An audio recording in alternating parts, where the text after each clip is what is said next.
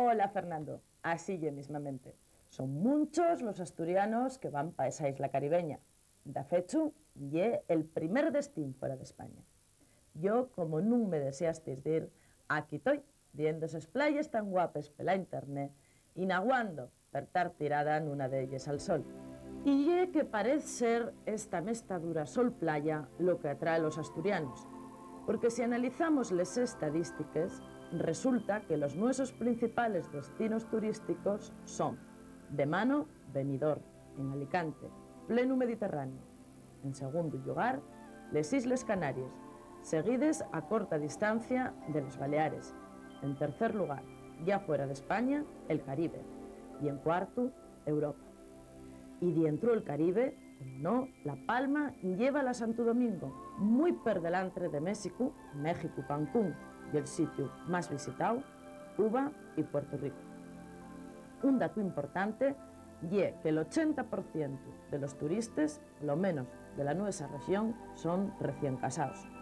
Sin embargo, ahora tiéndese a ir a dos sitios de una pegada, por lo que non lle desatinada la idea del multidestino, una modalidad de operación turística que permitiría aumentar nun solo viaxe la conocencia del mundo y favorecería el intercambio entre los países de esta zona. La economía dominicana sofítase en 4 grandes pegollos: agricultura, minería, turismo y zonas francas, siendo estos dos últimos fasteres les que están a la cabeza del Producto Interior. Concretamente el turismo está viviendo una dinamización afalada por las inversiones locales y foriates que están llevando a esta república a convertirse en el destino más completo del Caribe. Los obleros que nos faen viaxar son el clima, las playas, buena infraestructura de comunicaciones, pero importante capacidad hotelera, amplia oferta de animación y diversión y, sobre todo, buena relación entre calidad y precio. La modalidad del tour incluido es una de las principales razones del éxito.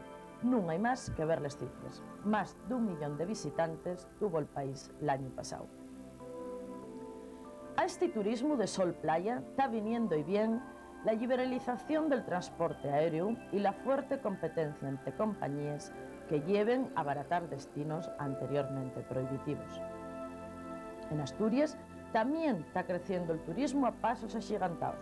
Calcúlase que más de medio millón de personas vinieron el año pasado. De los que nos visiten, puede decirse que tienen un ayudamiento profesional alto y son residentes en núcleos urbanos casi el 75%. Geográficamente, los de Madrid están los primeros, seguidos a distancia de los leoneses, catalanes, vascos y andaluces.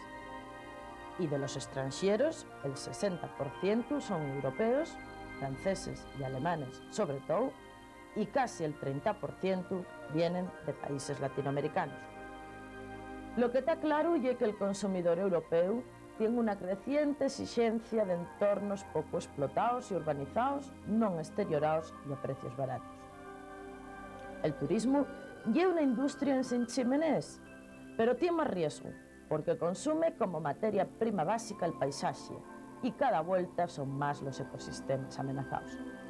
El turismo, tanto de aquí como de allí, tiene que tener un objetivo medioambiental claro si no quiere convertirse en un peligro por sí mismo. Las premisas son las mismas para todos: la conservación del espacio natural, la recuperación y desarrollo de tradiciones y regaños culturales y la revalorización del patrimonio histórico. Está claro y que si estamos hablando de desarrollar la potencialidad turística de una región a partir de los sus recursos naturales, tienen que contemplarse acciones dirigidas a la conservación y mejora del medio ambiente, logrando la adecuación entre la oferta turística y el entorno natural y urbano. Precisamente, y a partir de la experiencia de Asturias, el Gobierno de la República Dominicana quiere que el Principado participe en la gestión ambiental y turística de la isla caribeña. Parece que la cosa va pa'lantre, así que solo nos queda esperar lo mejor del fruto de estas relaciones.